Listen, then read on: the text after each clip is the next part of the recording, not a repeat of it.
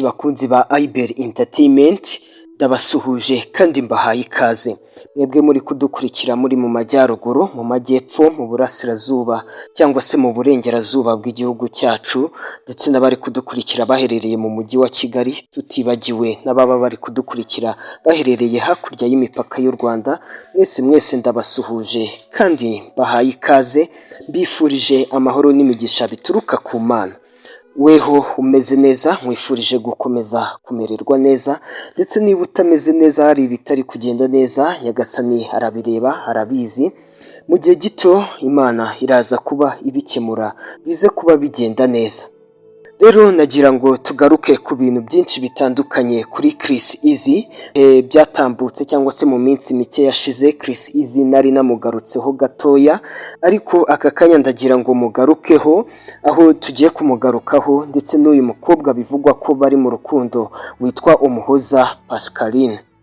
Chris Eazy ikintu tugiye kumuvugaho aka kanya, tugiye kuvuga ku rugendo rwe kugira ngo yinjire mu muziki, uko byagenze, imbaraga byamusabye, ndetse naho bigeze aka kanya. Ndetse turaza no kuba tugaruka ku bijyanye n'ubukwe bwe bwavuze yaba afitanye n'uyu mukobwa witwa Umuhoza Pascaline, ndetse turaza no kuba tugaruka no ku bindi byinshi bitandukanye Chris Eazy yatangaje kuri uyu mukobwa witwa Umuhoza Pascaline. Niba hari byinshi ushaka kumenya ibiri hagati y'Umuhoza Pascaline ndetse na Chris Eazy, weho tega amatwi IBL Entertainment giye kubikuvira imuzi n'imuzingo. Ndetse ikindi turi buvuge kuri Chris Eazy, turaza kuvuga ku muhanzi w'inzozi ze cyangwa se yifuza kuba yakorana nawe collabo hano mu Rwanda. Numwumva bishobora kuza kugutangaza cyangwa se nibigutangaze bitewe n'ukuntu uri buze kubyakira. Rero mbere yuko dutangira tuvuga kuri Chris Eazy, nagira ngo ngire ibintu mbanza kugarukaho. Mbere na mbere ndagira ngo tubanze dufate umwanya twihanganishe umuvandimwe Irene cyangwa se Murindahabi Irene. Murindahabi Irene kuri tariki ya 23 z'uku kwezi kwa kabiri muri uyu mwaka 2024 yagize ibyago, maze mama we aratabaruka yitaba Imana. Rero reka dukomeze kumwihanganisha, ndetse kuri tariki ya 24 z'uku kwezi kwa kabiri nibwo baje kuba bamushyingura hariya i Rusororo, nibwo bamuherekeje mu cyubahiro, nibwo baje kuba bakora imihango ya nyuma yo guherekeza uyu mubyeyi. Rero reka dukomeze kwihanganisha Irene kandi tumwifurize gukomera. Tuvuye kuri Irene, ndagira ngo tugaruke gatoya kuri Miss Rwanda 2012. Uyu nta wundi ni Miss Honore Kayibanda. Icyo nakubwira kuri Miss Honore Kayibanda, muri iyi minsi tariki ya 23 z'ukwezi kwa kabiri uyu mwaka 2024 yaje kubasezerana mu mategeko n'umukunzi we hariya muri Leta Zunze Ubumwe za Amerika, aho bibera muri leta ya Arizona. Ni umuhango waje kuba witabirwa na bamwe mu byamamare muzi hano mu Rwanda, biba hariya n'ubundi muri Leta Zunze Ubumwe za Amerika, aho hagaragayeyo Charly na Nina, hagaragarayo Badrama, hagaragarayo uwitwa Lionel. Uyu ni umubasketeri, muramuzi, yakinnye mu ikipe ya APR ya basketball. Nuko byaje kuba bigenda kuri Miss Rwanda 2012 Honore Kayibanda. So rero reka dukomeze twihuse, mpite ngaruka kuri Kenisoro gatoya. Kenisoro nawe tariki ya 24 z'uku kwezi kwa kabiri 2024 yaje kubagira isabukuru y'amavuko. Reka nawe tumwifurize gukomeza kugira ibihe byiza, kandi tumwifurize kuramira mu bwiza ndetse no mu buntu bw'Imana, ndetse akomeze aramire kubona ibyiza. Reka tumwifurize isabukuru nziza. Gusa ikintu gikomeye nshaka kugaruka gatoya kuri Kenisoro ni amagambo umugore we baherutse gusezerana mu mategeko mu kwezi kwa kabiri, ngira ngo niba atari ukwa mbere, muri uku kwezi kwa kabiri niba atari ukwa mbere, nibwo basezeranye mu mategeko. Rero uyu mugore we basezeranye mu mategeko, hari amagambo akomeye yatangaje ku isabukuru ya Kenisoro. Abinyujije kuri Instagram yaragize ati: warakoze mukunzi wanjye kunkunda, nkunda uburyo nkunda kandi ukanandinda. Ibyishimo byanjye bitagira akagero ni ukuba umugore wawe, nzagukunda kugera ku mpera y'ibihe. Ayo ni amagambo y'umugore wa Kenisoro, ni amagambo yaherekeresheje andi magambo yari yamubwiye amwifuriza isabukuru nziza y'amavuko, ndetse ibyo ngibyo abisoresha ano magambo akomeye yuzuye imbamutima nyinshi cyangwa se yuzuye amarangamutima menshi. So reka rero Kenisoro dukomeze tumwifuriza isabukuru nziza, kandi we n'umugore we tubifurize kuzagirana ku byiza byinshi. Uyu mugore we baje kuba basezerana mu mategeko. Nkuko nari nabibabwiye twihuse cyane, reka twite dusubira kuri Chris Easy ndetse tugire byinshi tumuvugaho bitandukanye. Chris Easy ubundi ni umuhanzi wavukiye ku Kamenge. Ku Kamenge niho iwabo, ndetse ahangaha ku Kamenge abagiye bumva Riderman avuga ku mateka ye, nawe ni uwo ku Kamenge. Ahangaha ku Kamenge niho iwabo wa Riderman. Rero na Chris Easy iwabo ni ku Kamenge. Ni Chris Easy wize primaire hano mu Rwanda, gusa P4 na P5 yaje kubyiga i Bugande, aza kugaruka mu Rwanda niho yasoreje hariya muri ka Kigali, ndetse yaje no kuba akomeza segonderi aza kuyisoreza muri Apasi. Hanyuma ikindi abantu bazi Chris Easy, mujya mubona agakuvu afite munsi y'ijisho, abantu benshi batekereza ko ari tatuwaje, gusa ntabwo ariko bimeze. Chris Easy yatangaje ko kera yari ari kumwe na sister we bagenda mu nzira, hanyuma Chris Easy arasitara, sister we ananirwa kumufata kugira ngo atagwa, maze Chris Easy yitura hasi ahita akomereka munsi y'ijisho gatoya. Niho rero kariya gakuvu kaje kuva. Guhera icyo gihe nyine kazaho kuriya, naho ubundi iriya ntabwo ari tatuwaje, ahubwo ni agakuvu afite. Gusa bamwe babona ari keza, bakabibona nk'akarango ke, bakabibona ntacyo bitwaye, gusa nawe avuga ko ntacyo kamutwaye, abona ndetse nawe ubwe abona rimwe na rimwe ari keza, avuga ko kuri we kuba gafite ndabyakiriye kandi abona ntacyo bimutwaye. Hanyuma ikindi wamenya kuri Chris Easy, umunyamakuru wa Radio Rwanda yamubajije niba kuva kera mu bwana bwe yarazi niba yazaba umuhanzi. Chris Easy yamusubije muri aya magambo, yamubwiye ati kuva kera nyiri umwana ubundi njyewe nakundaga gukina football. Yakundaga gukina football, ndetse yanatangaje ko Kenisoro ndetse n'inshuti ye cyane bariganye muri primaire, bakinanye umupira cyane. Chris Easy yakomeje avuga ko ubundi kubera ukuntu yakuze akunda CR7 cyangwa se Cristiano Ronaldo, niwe yakundaga football ndetse akunda gukina karindwi. Yatangaje ko iyo karindwi itabonekaga cyangwa se babaga bashyizeho undi, inshuro nyinshi gukina yarabyihoreraga. Gusa Chris Easy avuga ko kera akiri umwana muto iwabo ngo bigeze kumujyana kuri Muhazi ngo hari ku isabukuru ye, maze afata isahani yari amaze kuriraho arayubika, ubundi atangira gukubitaho ifoke asa nk'umuntu urimo aravuza ingoma. Ya sahane kubera ko yari idongo yise imeneka. Rero mu kumeneka mama we yari agiye kumukubita, papa we yahise abuza mama we ati ndekera umwana arimo aritoza gucuranga. Ni ibintu yabwiwe nyuma na mama we, byabaye kera cyane. Hanyuma ikindi Chris Easy avuga ko yiga muri primaire cyangwa se na segonderi ikintu yahaniwe kenshi cyane. Iyo yabaga yicaye mu ishuri yakundaga gukora amabiti cyangwa se kuvuza ingoma, cyangwa se agakubita ku ntebe ameze nk'umuntu urimo urakora amabiti cyangwa se urimo uragenda akubita ingoma. Ati ahubwo yavuze ko ahubwo iyo bisa nk'ibikomeza ahubwo yari kuvamo mu producer, ntabwo yari azi ko ubundi yazaba umuhanzi. Gusa ako kantu ko kamubagamo cyane ko gukora amabiti akubita ku ntebe, gusa yagiye abihanirwa kenshi cyane mu ishuri. Chris Easy avuga ko amenya ko kuririmba bishoboka cyangwa se afite impano yo kuba yaririmba bwa mbere. Byari igihe yigeze kumva itangazo cyitwaga Lemigo TV kitaraba Royal TV, cyatanze itangazo kivuga ko kigiye gukoresha amarushanwa yitwaga Talent Zone. Aya ni amarushanwa yitabirwaga n'abana bakagaragaza impano zabo no zo kuririmba n'izindi impano zitandukanye. Hanyuma abanyamahirwe batsinze bakagira ibihembo bitandukanye bagenda begukana. Hanyuma Chris Easy avuga ko yaje nawe kwitabira rino rushanwa, ndetse akirigiramo yagiye arapa indirimbo ya Dani Nanone yitwaga Ngendarapa. Gusa umujaji witwa Fiona yahise amubwira ati ntabwo uri kubikora neza, it's no for me. Gusa uwitwa David Pro yahise amuha amahirwe ya kabiri. hanyuma Chris Easy ahita arapa indirimbo ya Riderman. Ahangaha yahise abona yes arakomeza. Aho hari ku nshuro ya mbere yitabiriye iryo rushanwa, ndetse byaje kurangira iri rushanwa aje kuryegukana, ndetse mu bihembo yahembwe icyo gihe harimo n'igihembo cyo kwiga gukora video production. Ahangaha murabizi akora amavideo atandukanye, nkaho yakoze video y'indirimbo za Christine na Dorcas, kuva ku ndirimbo yabo ya mbere yitwa Nahawe Ijambo kugera ku yo baheruka gusohora yitwa Iriba. Izi video zose zakozwe na Chris Easy, ndetse Chris Easy yavuze ko hari n'abandi bahanzi batandukanye yagiye akorera. So dukomeje rero, Chris Easy indirimbo ye ya mbere yamenyekanye nk'umuhanzi ni indirimbo yitwa Ese Urabizi.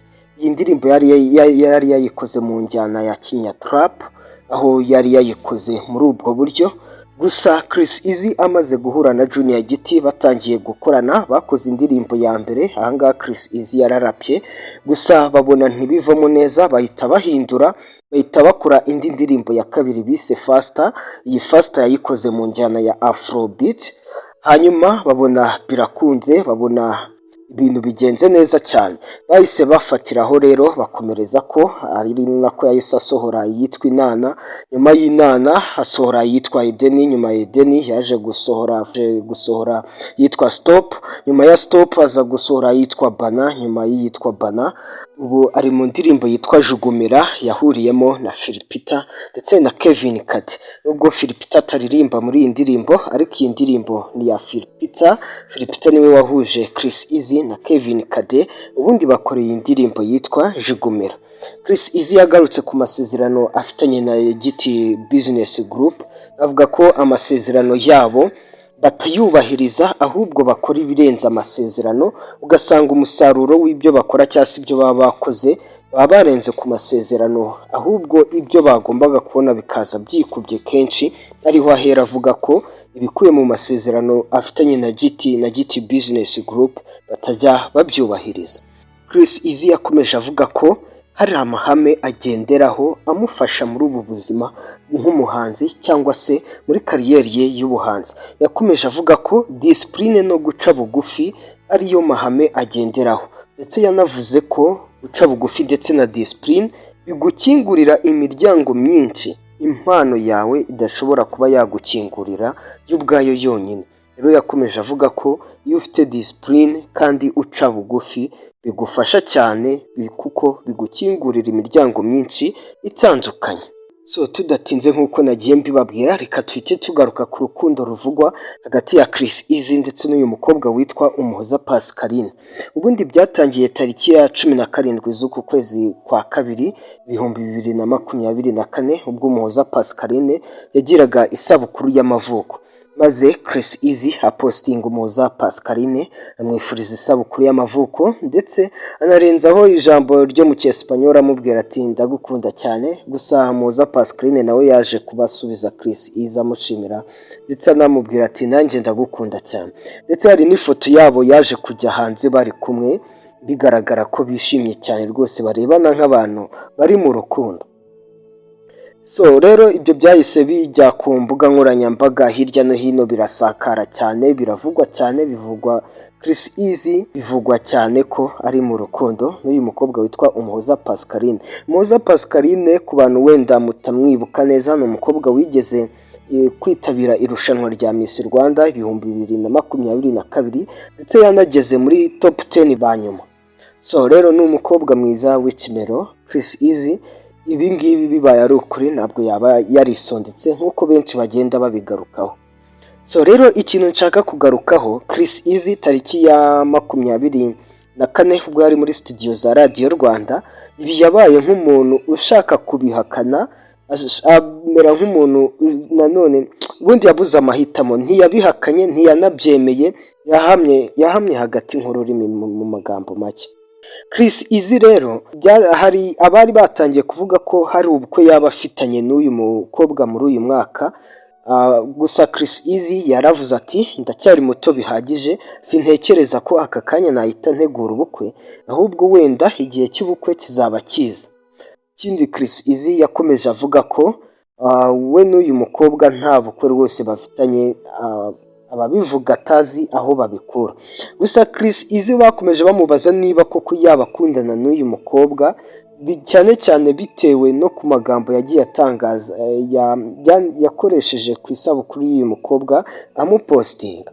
Mbere na mbere yavuze ati ubundi gupostinga umuntu wanjye nkamwifuriza isabukuru y'amavuko bifata nk'inshingano zanjye. Chris Easy yakomeje avuga ko kuba yaramupostinze ibyo batabiheraho bavuga ibi byose.